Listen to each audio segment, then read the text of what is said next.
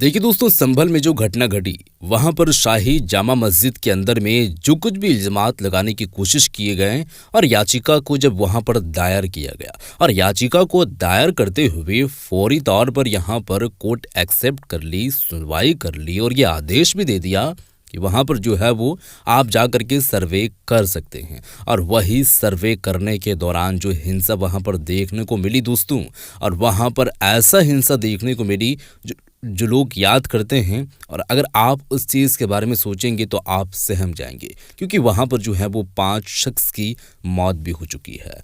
और उन लोगों का क्या था कसूर वो आप खुद जानते हैं। और वहाँ उसी बात को लेकर के दोस्तों तमाम लोग अपने अपने तरीके से प्रतिक्रियाएं दे रहे हैं। अब वो प्रतिक्रियाएं जो है वो कई तरीके से आ रही है और कई अंदाज में आ रही है। कोई उस पे उसके जो है वो पक्ष में बोल रहा है और कई जो है लोग जो हैं उसके जो है वो अगेंस्ट में बोल रहा है। अब अगेंस्ट में कौन लोग बोल रहा है, उसके पक्ष में कौन लोग बोल रहा है, वो भी आप लोग जानते होंगे।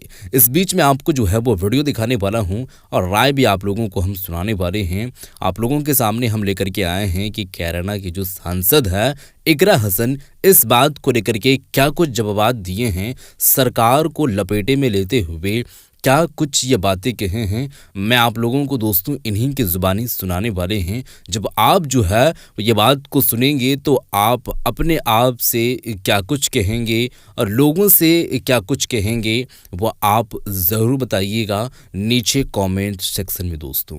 तो मैं इनका वीडियो दिखाने वाला हूँ बिना किसी देरी किए हुए। जब आप वीडियो को देखेंगे तो आप खुद समझ जाएंगे इनका राय क्या है। वो आप ये वीडियो को सबसे पहले आप देखें दोस्तों। जिन लोगों की केंद्र में और राज्य में सरकार है, वो एक तरफ संविधान दिवस मना रहे हैं और दूसरी तरफ बिल्कुल संविधान की धज्जियां उड़ा रहे हैं। सत्ता और प्रशासन ने मिलकर जिस तरीके से लोगों को जान से मारने का काम किया है। और दोबारा जब सर्वे हुआ तो प्रशासन अपने साथ ऐसे लोगों को लेकर गए जिन्होंने वहां तरह तरह के नारेबाजी करी। पत्थरबाजी नहीं हुई, पत्थरबाजी का बहाना लेकर अब अपना पल्ला झाड़ा जा रहा है। गोली चलानी जरूरी नहीं थी, और भी तरीके हैं भीड़ को रोकने के लिए, और भी तरीके से हमारे देश में बड़ी बड़ी भीड़ प्रशासन ने रोकी है। देखिए, संविधान हमारे देश, अगर हमारा देश शरीर है तो संविधान उसकी जान है, और इस जान के माध्यम से ही हमें जीने का अधिकार है। हर तरीके से सम्मान के साथ सर उठा के जीने का अपने देश में अधिकार है। तो बहुत बड़ा दिन है, पावन दिन है हम सब के लिए, और हम बहुत खुश हैं कि हमारा संविधान दुनिया का सबसे बड़ा लिखित संविधान है। हमारा देश दुनिया का सबसे बड़ा लोकतंत्र है। तो बहुत बड़ी उपलब्धियां हैं देश की, और उसकी खुशी मनाने का आज दिन है। तो बहुत अच्छा पावन दिन है। देखिए, इसीलिए हमारी पार्टी ने बॉयकॉट किया सेलिब्रेशंस को, क्योंकि हमारे प्रदेश में ऐसी घटना हुई है जो संविधान के ऊपर ही एक काला कलंक लगाती है। क्योंकि जिन लोगों की केंद्र में और राज्य में सरकार है, वो एक तरफ संविधान दिवस मना रहे हैं और दूसरी तरफ बिल्कुल संविधान की धज्जियां उड़ा रहे हैं। तो आज के पावन दिन पर हमें उचित नहीं लगा कि हम ऐसे लोगों के साथ खड़े होते नजर आए। और बहुत अफसोसजनक घटना है। दिल बहुत दुखी है इस घटना से कि किस तरीके से सत्ता और प्रशासन ने मिलकर जिस तरीके से लोगों को जान से मारने का काम किया है। तो आज संविधान दिवस के दिन इन बातों पर चर्चा करते हुए मन बहुत दुखी है। देखिए, असामाजिक तत्व, जो कोर्ट का आदेश था उसके बाद एक सर्वे हो चुका था। बहुत ही प्यार से वो निपट चुका था मामला, लेकिन दोबारा क्योंकि प्रशासन ने सर्वे की वो करी, और दोबारा जब सर्वे हुआ तो प्रशासन अपने साथ ऐसे लोगों को लेकर गए जिन्होंने वहाँ तरह तरह के नारेबाजी करी।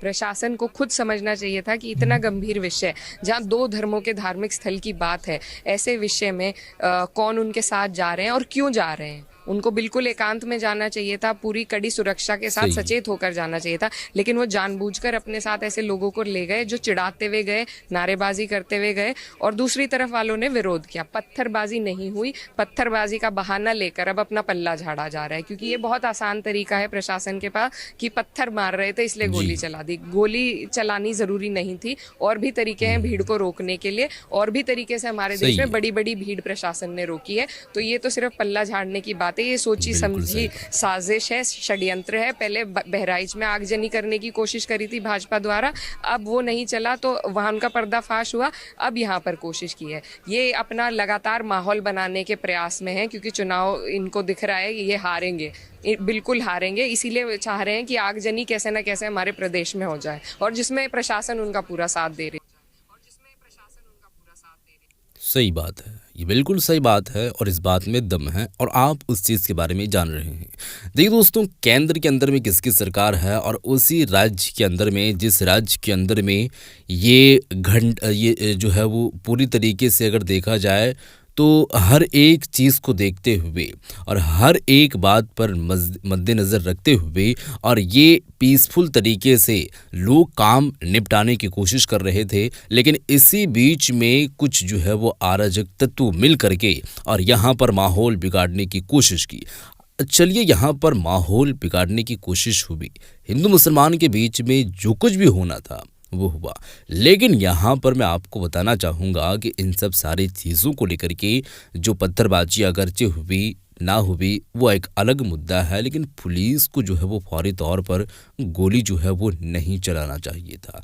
अगर गोली चलाता पुलिस और चलाता है और चलाना चाहिए तो ऐसी जगह पर जहाँ पर जान की कोई नुकसान ना हो, वरना भीड़ क्या है, भीड़ को जो है वो भीड़ जो उकसा रही है, लोग भीड़ को जो उकसा रहे हैं उसको शांत करने के लिए हर एक तरीके से हर एक टेक्निक का इस्तेमाल किया जाता है। अगरचे टेक्निक का इस्तेमाल सही ढंग से हो तब जो है वो भीड़ काफ़ी बड़ी जो है वो तादाद में भीड़ अगर इस तरीके से काम करती है वो निपट जाती है। तो ये क्या थी, ये यहाँ पर जो है वो इस तरीके से काम नहीं होना चाहिए। और सांसद इकरा हसन ने क्या कुछ जवाब दिए हैं, क्या कुछ कहे हैं, वो आप लोग सुन चुके हैं। अब आप जो है वो इस चीज़ के बारे में क्या कुछ कहेंगे ज़रूर बताएं और इस वीडियो को शेयर कर दें।